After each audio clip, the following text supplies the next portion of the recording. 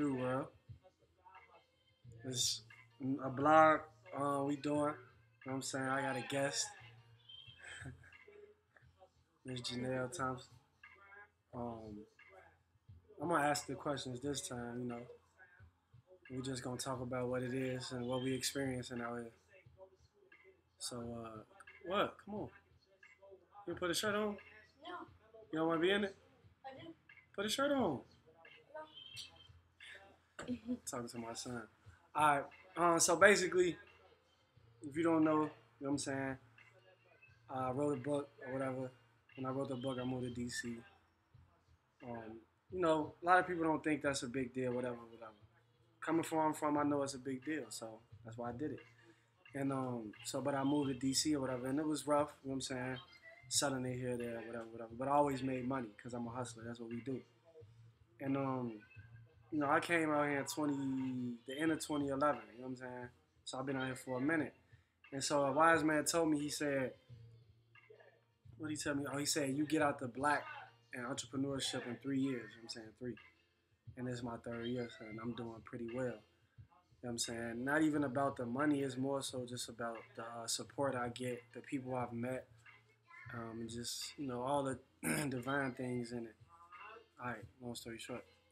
So my home base, my office is 14th at Irvin, Northwest DC. If you want to know the address, it's 3100. You know what I'm saying? Right in front of Target, whatever. Ask anybody over there, they know me. And so, recently, about a month or two ago, Janelle, my boo, she's been helping me 100%. You know what I'm saying? Hold on. Yeah. So she's been helping me 100%. And so basically what we're going to talk about is the difference. You know what I'm saying? Because for the past 2 days, we switched up and we went to Georgetown. And we want to talk about the differences between the area in Columbia Heights that we always at, like I said, 3100 14th Street to Georgetown. So I'm going to just let her talk. And yeah. Can you ask the questions? I guess, but you could just talk too. I know you don't like talk. Okay. Well, this is just a different experience for me because it's come from I think I'm privileged, so it's definitely a different experience to see different people and what they go through and what you have to do to make a name for yourself and also promote yourself. So you got to work. Nothing's going to fall into your lap.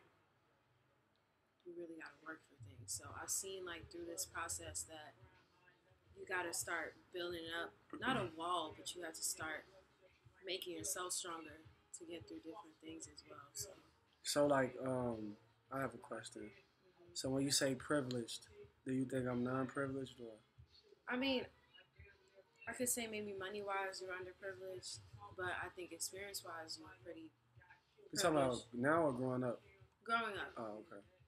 So I mean, you had a mother. I think she was able to provide. She read the book, so right. The first one, Janelle's Raison d'Etre. Go get that. She was able to provide for you. Mm-hmm. But I guess some of us, it doesn't matter. You need to learn whatever you need to learn, and there's no way you can get around it. So, I mean, you were privileged too. You could say that. But it was just, I think it was just my community made me underprivileged. Yeah, and then I didn't have a father. But enough about me. So, in that sense, so give me a gist of what you mean, what you see different from, being a Howard student and then being on the corner. She on the corner selling books. She homeless. Oh my God. So what's the difference between what people say you should be doing and what you're doing? Just talk about it, try. Well, a lot of Howard people, we're known for service. So it's about giving back. But there's this catch at Howard. You got to give back, but you can't do certain things when you give back. Or you can give back here, but you don't give back there. So there's this idea if you're doing something. My fault. If you're doing something. Put a shirt on. And some lotion. I'm sorry. Go ahead. I'm sorry. If you're giving back and you're doing. I want you to talk. if you're giving, Go ahead. Sorry. if you're giving back, and man, I forgot what I was saying. So if you're giving back in a certain type of way, they don't understand it, right? Right. So if you're really giving back, like you're going hard and you're really giving back, Because they never done it before. You really just give back to a certain extent in Howard. So you give back within the Howard For community. your you give back for your status, your benefit, yeah. for your own benefit. So in a way, you give back because you feel like you have to. But it's different when you go out on your own and you make up your own thing to give back, or you create your own company or fund to give back. Then you're crazy. So I mean, there's a certain status at Howard that you feel like you got to keep up with if you go there. So. And that's the same with like, cause that's Janelle's story. You know what I'm saying? So kind of different. I grew up in the hood. She grew up in the suburbs, whatever. But we link up. You know what I'm saying? So like, say opposites attract. You know what I'm saying? So basically, we really like want to talk about the customer. You know what I'm saying? I know I didn't say that, but the customer. So like I said, the difference the customer in Columbia Heights versus the customer in Georgetown. So Columbia Heights up here, over here, and then Georgetown like over here. It's close to VA, so it's more south. And so like I said, I mean we could both speak on it, but the customers in Columbia Heights. So it's a diverse neighborhood and stuff. It's majority urban. I would say urban. Like you wouldn't even think it, but it's kind of urban, And so even with Latinos, blacks, and whites, you know what I'm saying? So it's urban. So hold on. That's better. Sorry guys. My man was going there with my whatever. But yeah, so it's a different customer. So the customer we see in Columbia Heights, she summed it up to 4 or 5. So go ahead. So the 5 types of customers are customers that aren't open-minded, so they don't even look at what you're doing. They're the customers that so that's are not a open-minded. customer, but go ahead. It's true. But they're the customers that like they brush you off. They just think you're scheming. They think you're doing something that's so the like, skeptic. Yeah, you're scamming or something like that. Yeah. The skeptic. Right. And then they're also like the people that will give and they feel like they're doing something great by giving and they're helping you. And then there's person that let me write this down. No, I can't. It's okay. So then you have the skeptic, the person that's giving out from the heart because they see a cardboard sign. Shout out to that cardboard sign. Then you had a person. I'm not gonna say customer, but because everybody that we meet are potential customers, so that's why we say that. Then you have the other customer / person who just nuts. Mm-hmm. You know what I'm saying? They don't know what's going on. They don't even know what's going on in their life, and then they see something because you don't never know how their brain working or because that's what I'm selling my brain work, but you never know what their brain work is, And so they see us, they just say all type of stuff. You never know. It's just you got to be worried, and they're not really violent because we haven't ran across that because it's like what we selling is different, But we ran across loud people, people that want to talk crazy and stuff like that. So that's people that want to catch the Holy Ghost at the table. Yeah, that's a lot of stuff that we ran across with that person, and then you have a person who tell us to change the sign. So the people who want to critique you, so the critics, and then you have the. No, those are the people that want to give their 2 cents. Their 2 cents. But not their 2 cents. Yeah, I like that. So then you have the people who, the critics, I mean, not those critics, but the people who, I guess, are famous. They can hook you up with somebody. They have connections that don't spend no money at all.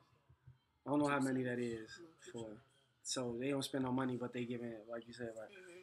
Then you have, besides the people who's giving from the heart, you have people who really just buy. You know what I'm saying, in Columbia Heights. And like, I don't know the percentage of none of this, of the race or whatever, but we get blacks to, excuse me, to stop, and we get whites. She gets everybody to stop. Me, I don't get that many, I've been doing it for a while, so everybody has stopped at my table. Sorry, guys. We live in the hood. Nah, not at all. But, yeah. So, Yeah, I get a few people to stop or whatever, but she get everybody to stop. But anyway, but it's still more people come to my table that's on BS in Columbia Heights versus the people that want to buy or that support. You know what I'm saying? So and we've been over there, I've been over there for like 3 years and she been over there for what, 2 months? Yeah, Yeah, like 2 months or whatever. So we want to switch it up. So Friday, we did good in Columbia Heights. I was dancing, playing my music. And the thing about it is crazy. Like before I go into this, we a little bit of everywhere because it's random. It's not scripted at all. I don't like writing and this stuff is stuff down we too talk much. about every day, so Right. that's why it gets into Yeah, it's real. Yeah. goes off on tangents Exactly. and things like that. So but basically, yeah. So the white people and black people look at us. Well, look at me crazy when I'm out playing my music and doing this and doing that. But the foreigners, like I had a foreigner, like they were from Switzerland or something, and they were so like geeked about my car and my music. They bought stuff and they were real like down to earth. Took pictures of me and all that, And that's just not to say fame, and that's just to say they're not used to that. You know what I'm saying? They not, and I'm a black man, beard, all that. You know what I'm saying? But they guard was down. But it seemed like the whites and the blacks that see it every day, like they not used to purse, it. Yeah, they clutch their purse and they like look away and they scared and it's a bunch of crazy stuff, And so Friday we did real good that day, but we wanted to go hard and go somewhere else. So we went to Georgetown. I like set the table up and helped them set the table up, but I didn't sit at the table. So I left, went to the True store. Shout out to True, and yeah, went to the True store. But I let my son, Demorier, which is like a kid right now, and Janelle sit at the table, so she could tell y'all what happened over there. Well, at Georgetown, the reception was amazing. Like, people were actually concerned about what we were doing. Like, your education is first. What you guys are doing is great. Like, they would ask no questions. They would buy a book right off the bat. And what color was it? Like, what color? Because it was majority white people. Well, first off, Georgetown is majority white people. So, well, it was they live over there, but it's still blacks over there that shop. Yeah, there are, but a lot of foreigners and whites though, because it's Georgetown. It's a lot of shops. And Latino too. And the black people that stopped. Okay, so they would say they were coming back and not coming back. Right. So basically, I'm sorry to cut you off. It's just crazy because it's like you have the black people that buy in Columbia Heights, but you have a lot of them that don't, whatever. But then in Georgetown, for the past 2 days, did they buy today? Blacks? You said one out of how many books we sold today? Out of probably. What we sold, like 15? Because we made 15. Like 15 books. Like 12, between 12 and 15 books we sold, and because she get it in for me, shout out to Janelle. But anyway, it was only one black person in Georgetown today that bought it. And, well, two. One or two? One. And then the other one was a donation? No, they said they were coming back. Oh, they didn't come back. It was an African, so. So, yeah. So, anyway.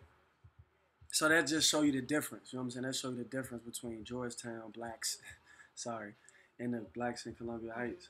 So, what we were talking about is, like, why is it that way? Why is it that... No, I don't know. But why do white people support so easily and black people don't? I don't think it's a money thing. It's not really a money thing, but it is. It's a money thing, but it's not like fully. Because it's the money, because blacks don't like, they just, over there they probably think they better than you because you sitting outside, or they're not interested because you sitting outside. So they think they're doing better. They think they're doing better. Target. Right. Or whatever they work a job with a salary cap, and the only cap I got is a true religion. But anyway it goes, you know what I'm saying, they just feel like they're elite. Because they know they're not elite in real life. So when they see that, somebody sitting down like at a table with a cardboard sign, like, oh, I'm elite, so I'm not going to stop for them. I work a job. They can go get them a job. But little do they know we getting it. But, and then the whites, you know what I'm saying? Not to say it like that, but, I'm just being real because I love them to death. I love everybody. But to be real, they know the struggle, because not even the struggle of being in it, but they know people who started like that, and then now they have CEO, Fortune 500 companies, you know what I'm saying? Because every company basically started from the bottom, so they understand, and then they read too. Right. So it's that like they like, oh, I support because you going to school, but then they might end up reading it and blogging it and all that, and their network really reads. Our network don't read that much unless you famous. You know, that's our problem. Like we always worried about the wrong things, and it's sad. And if I was to ever touch a piece of fame, man, they will hate me. I'm telling you. So don't let me get famous. I'm trying to tell you. I know a lot of people. People know me in DC, you know, whatever. But if I ever get a piece of fame, I'm gonna tell the truth, man. That's all I know. You know what I'm saying? And yeah, so that's Georgetown, man. They show love, and we gonna go back every day from now on. You know, even if it's so, man, it's like the lady came out and gave my son out of the Ralph store. That's why I like Ralph Lauren. Shout out to Ralph Lauren, man. I like the people that y'all employing, cause she came out her store, gave my son. What she give you? Coca-Cola and some crackers. And some crackers. Coca-Cola and some crackers. She ain't have to do that no matter what it is. She didn't have to do that. You know what I'm saying? Because we didn't go in the store, right? He ain't going to. No. Right, he ain't going to the store. So she came out, and when I pulled up, skirt, she was like, hey, I love what you're doing. You know, and so it's just a different mentality, and that's why blacks are always going to be in that box until they realize, you know, that, you know, what they're doing is not, I ain't going to say right, but it's, you know, wrong, I guess. So, but they talk, like I say, man, anybody that know me and they come to my table talking that stuff, man, I don't care if you hit me or not. I'm going to let you know what it is. Like, I'm going to be like, you not right. Like, you talking all this. Like, a lot of people come to my table in Columbia Heights, of course, and be like, oh, the black man is, and we need to go to school. And the man is, and the white man keeping us down. And the man, oh yeah. They get to preaching. I'm like, for real, man, you right, brother. You right. Buy a book, man, because you know I'm trying to get to school. I'm trying to go to men's school. They like, well, I don't have the money today, but I'm like, man, you faking then. I know it's not all about the money, but I understand it's not all about the money, but leave me with something to let me know that you, even if it's not with me, that you supported another brother that's out here doing something instead of just talking. Because it's cheap. And then they're always like, we got to support each other. Right, man. That's what I'm saying. But when you tell them, like a black lady in Georgetown come to the table. You know what I'm saying? She said she saw them, and then about the time that I came back, she walked back up, and she was saying, y'all got information or something? That's how people be like flipping through stuff. Y'all got information? I'm like, excuse me, I get excited. They're like, I'm like, yeah, but what's up? You know, because I've been doing it for a while, so now I know, you know, who BSing or not. So I'm like, what's up? She like, well, because I got a network and I can get you some money. I get you on this. And I said, would you like to buy a book and promote it? Nah. Nope. So right. That's what I'm saying. What are you gonna bring to these people to tell them? That's why I said. I said, so if you gonna get us some money, what you gonna bring them my card? They're gonna be like, oh, okay. So One I said, of many cards. Right. Like, so I said, just bring them a book so we can show them. And if they like it, they like it. If they don't, they don't. Or how about you read it and tell them how you liked it? Oh, here go Prince DJ. Go ahead. Y'all can talk. Prince DJ. Go ahead. I'm new to the game. Y'all can talk. Look, it's like, why she coming to the table like we poor? We wasn't poor. This what people asking. I'm like, man, I can't do it anymore. We making money. They don't think that probably. They think that probably because we got a cowboy sound, but that ain't nothing wrong with it. Because a lot of poor people do that. What? But yeah. So shout out to the people who support. You know what I'm saying? Because I'm trying to thank you, man. Because that boy eats, man, everything. Yeah. So we just try and make it, man, for real. And you know, like I said, we gonna keep grinding even in the cold. We gotta go to house. We ain't scared, you know what I'm saying? It's Taylor or not, you already know. So, but yeah, it's just funny. But I understand when people skeptics. But it's like $15.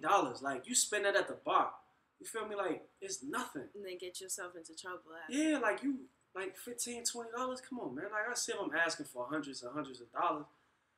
I'm asking for $15 for something like a book that you can't afford it. Nah, it ain't that. They just think, oh, I'm not gonna get somebody my $15 and like what? But they will go to Modell's and get that $200 pair of shoes. Yeah, or that Jordans or something. That's what I'm saying. Like, I ain't gonna lie, I spend a lot of money. You feel me? I ain't gonna lie. I spend a lot of money, you know what I'm saying? But when I see something that I support, like I haven't seen nobody in the streets doing what I'm doing. Like a young dude pushing his book the way I push it. And if it's somebody pushing their book, you know what I'm saying, I support it. But nobody ever actually Like I never seen them sitting down like I do, you know. But I support other stuff. Body oil, or any of that, because that's all they sell. Singing across the street. Yeah, like I go, you know what I'm saying? I do all that. Kids helping cancer. Yeah. All that stuff. So. But that's from some religion for life to help blacks do, like so kids can stay alive like me. Yeah, I mean I support that. I gave them some money. Yeah. You know what I'm saying? And when I gave it to them, they didn't even ask me. They was just walking past, and I'm like, excuse me. You know what I'm saying? Because I'm a biologist, scientist, want to be a doctor. I mean, the thing is, he had a child too, so. They didn't explain, though. They would say kids fighting cancer, but they didn't explain how they're going to do it. No, I was asking about apoptosis and, cell death and all this stuff. I was asking about, because I'm a scientist, I know about it. And I said, you have a pamphlet or anything. And they weren't even black, so it don't matter if you're black or not. They was foreigner, but they couldn't even give me a pamphlet or nothing. You know what I'm saying? And, since I feel as though since they wasn't black and they had a good story as far as the little vest and the donation thing that people, when they wasn't black again. People just giving them money, you know what I'm saying? So it was like a trust factor. It's a trust factor, you know what I'm saying? But it is a race thing too, man. Like, you can't help that you're born black, but you can't help what you do in your actions that you do when you out here when you're a black person. And I'm not talking about sagging or none of that. You know what I'm saying? You know what I mean? I'm talking about this, using this for real. Brain work, shorty. Brain work. Your brain can function but it's crazy though that it became like a race thing. Oh yeah, that's another thing. Before we cut it off, because what we doing? We running up there. 21 minutes. Yeah, so it's crazy though, because if you think about it, when I don't sit at the table, more people come to the table, man. Yeah. You know what I'm saying? I gotta, and I don't like that. I like being at the table and signing books, but I can't even sign books no more. Racial profiling. Yeah, Demorier and Janelle sign books. I'm like the substitute of my dad. Yeah, he like the substitute because I can't do it because I'm a black man and I look wild. People get really turned off. I'm a black man too. But you're a kid. Yeah. Yeah. But one thing, you come out in the suit, we still get the same treatment. Well, not in Columbia Heights though. We ain't try Georgetown. Columbia Heights, they mess with me anyway, man. That's my area. But in Georgetown, man, I don't know. Like, cause I've been over there by myself before, and it was in the summer. Only 2 people stopped for me. Only 2. I'm talking about stop. And when they did stop, they bought. But other than that, nobody stopped. And then we used to go the summer that just passed. We used to walk around and sell stuff, and people bought. You know what I'm saying? I'm a salesman, so I'm a sell regardless. But it's just the reaction, and the people, cause like the whiteys but the whites don't stop for me. When they were with me and another black dude, they don't stop. They don't stop. And if you got on the suit, you either Muslim or Jehovah's Witness or whatever. So it's rough, but it still can happen though. You know what I'm saying? Look. So what come hard is tend to last long. What? But cause when they be passing you, they just be looking down like things. They don't even give you eye contact. That's what I don't like when whites or blacks do that. Cause that's just disrespect. Right. And at least check. I mean, I understand if you're busy and stuff, but like it's. I mean, cause they don't know. You know what I'm saying? They don't really know what we really doing, and that's understandable. Cause you might walk past me one day and then see. You know what I'm saying? And whatever. Like, when you might walk past people or drive past people who really need something, and they probably feel the same way. You feel me? So I'm not gonna get too mad at the people who don't stop. It's just the people who talk crap and don't really listen. And if you do stop and you got the money and it won't be hurting out your pocket and you say no to a good cause. That's all I'm saying. So. And it's something you need to do to change the world. You know what I'm saying? He's trying to change the world. That's it, man. I'm trying to get it, man. Me too. I'm trying to do it too. Yeah. Dang on me. So yeah, that's it, man. Y'all want no more comment? I know y'all be hating, so nah. But yeah, you see that? Yeah, we ready. Yeah. So we'll holler at y'all later, man. You don't got nothing there. Oh yeah, bye-bye, baby.